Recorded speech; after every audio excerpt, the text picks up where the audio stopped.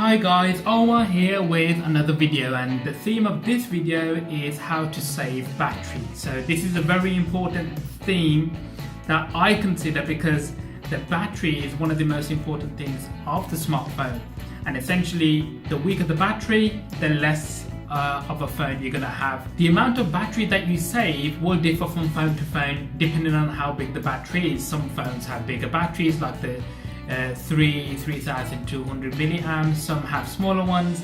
So depending on how big your battery is, you may save a lot, you may save a little. So this is good practice so you get the most out of your battery. Okay, so the first thing you should do is go into the device maintenance menu. I've got an app, Edge panel set up like this. You go into the battery, it opens up the app, and essentially here is where you need to be looking for. So app power monitor. And what this does is it looks at whatever apps are running in the actual background, and it puts them to sleep. So these are all the apps that usually run in the background, and the reason why they run in the background is so you have the content of those apps ready whenever you click on the app itself. So for example, if I was to click on Instagram, sometimes it takes a while to load, not like a few minutes or anything, just maybe a few more seconds to load than if it would if it wasn't sleeping. So just keep that in mind if you do go for the optimization route, that the apps won't load as quickly as what they did before. So that's the first option.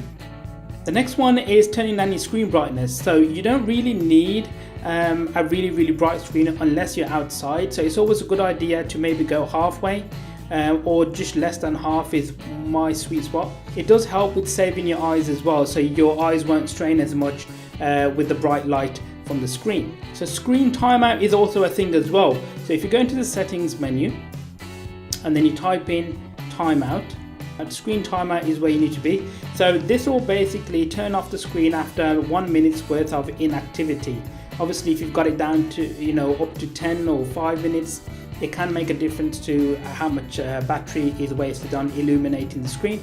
So you might as well just turn it down to something like a minute, and then if you're not using the screen and you put your phone away or you put your phone on a desk, then essentially the screen will turn off after a minute and it won't waste another 4 minutes or another 9 minutes worth of battery if it were on 5 or 10 minutes. So the next one is phone vibrations. Running the vibration motor takes a lot of battery. For example, if your phone is vibrating for a long time, maybe someone's calling you, you're not there to pick up the phone, then it can waste a lot of battery, and you can save a lot of battery if you turn it off. You can use these quick settings here to turn off. So for example, you can mute the device if you were in a meeting of some sorts, instead of having it vibrate. Or you can go down and turn it off altogether. So for example, if I was to go into the settings menu and type in vibrate, it says vibrate while ringing, the intensity. So you can turn on the intensity, that's something as well, but also you can turn off the vibrating feed altogether.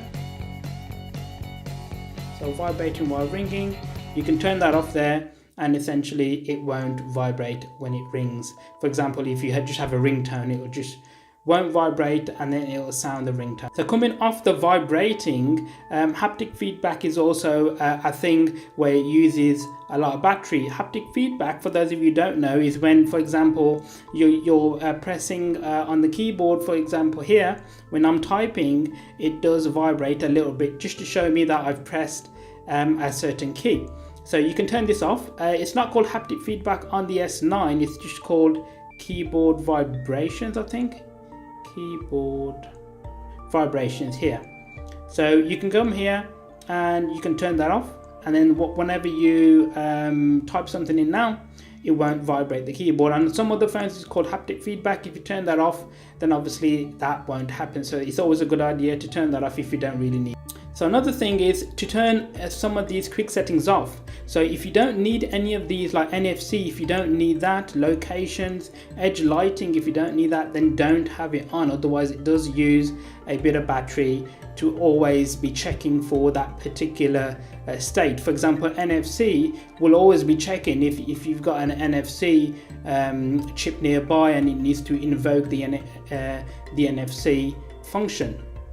Same with the locations. It's always checking every periodically whether you're at a certain location, especially if you've got a Google account. It does log where you are with the Google account. Same with the sync and all that kind of stuff as well. So if you're not using any of these, or you don't use them much, then turn them off. So another thing that people forget about is if you're installing and uninstalling apps, not restarting your phone after every install or uninstall can affect the battery as well. So it's always a good idea just to restart the device by holding the power button every maybe once a week, something like that, and that will ensure that you're getting the best out of your battery. So the other thing is app notifications. Whenever, for example, on this eBay app, it sometimes sends me notifications of deals or something like that, and that does use a bit of battery. If you don't need that, you ideally would turn it off. And the way you do it is, all you do is you go into the app menu. So for example, if we just scroll down and go into apps here, we find eBay or whatever app that you're looking for, and then we go down to app settings, notifications, and then we are allowing the notifications but selective. So if I buy an item, it'll have it'll pop up with a note. If I sell an item, it'll do the same thing, but general and saved searches won't. So that's something that you could do to reduce the amount of battery that's used from the apps, because you don't have any control over the app. Like you can't tell it. You can tell it to, for example, in this case, you can tell it to only do, for example, these two. But that's not always the case with app. You might only have the option to turn all of them off for this particular app. So you do need to have a look into that. And finally, power saving mode is something that I use quite often when I'm low on battery. It's in the quick settings, and essentially you just select it. It'll bring up these details to say, do you want background network usage? I normally don't. And always on display, I never have that on anyway. But it's got this feature where it limits the CPU speed, so it doesn't allow you to run full power, which will conserve battery. And then it decreases 10% of the brightness, and then it decreases the resolution also to FHD. You can set it to HD plus as well, which will reduce it even further. And then it gives you an estimate of how much you can gain by applying these settings. So 1 hour and 39 for me. When I apply these settings, what will happen is that it will go through the motions to apply like that.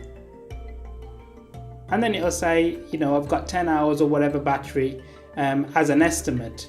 You can obviously go into the device maintenance battery, and then it will say as an estimate if I don't use the phone at all. Obviously I can go into this and turn it up to max. So this max will mean that it will turn pretty much everything off. Your phone will be quite sort of slow, but you have maximum battery. Well, you have the maximum sort of saving of battery, and what will happen is that it should last you for a very long time. So you see, it's basically turned off the background, it's taken the apps off, all this other kind of stuff. So you are really saving the maximum that you possibly can. 26 hours and 59 minutes. If I didn't use this battery at all, it will last me 39 approximately. It's not like an exact, so do keep that in mind as well. So that was just a quick look at how to conserve and save your battery. If you have any other tips, comment down below, and also like the video and share. If you haven't already done so, consider subscribing. I have a lot more videos on my channel, so do take a look there as well. Till next time, see ya.